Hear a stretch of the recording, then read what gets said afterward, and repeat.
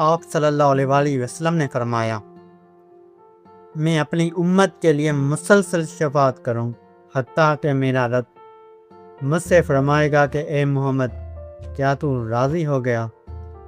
میں کہوں گا، اے میرے رب، ہاں میں راضی ہو گیا۔ ہزاروں سلام ان پر جو اپنے رب سے راضی ہوئے اور رب ان سے راضی ہوا۔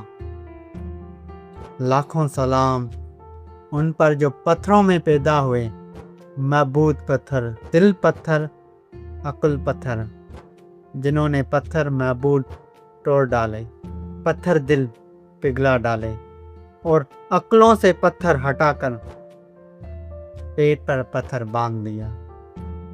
سلام ان پر جنہوں نے دنیا کے شہنشاہوں کو ایک رب کے آگے گھٹنوں کے بل جھکا دیا۔ سلام ان پر جنہوں نے غلاموں کو تخت شاہی پر بٹھا دیا۔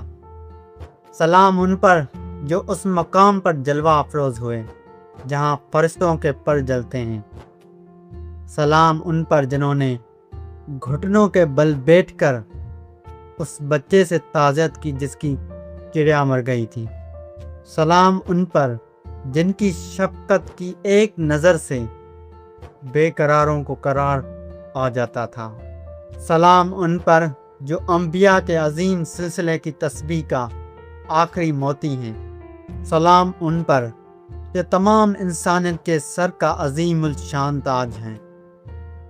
سلام ان پر جنہیں اربوں انسانیت نے یوں طرف کر چاہا ہے کہ کبھی کسی کو نہیں چاہا۔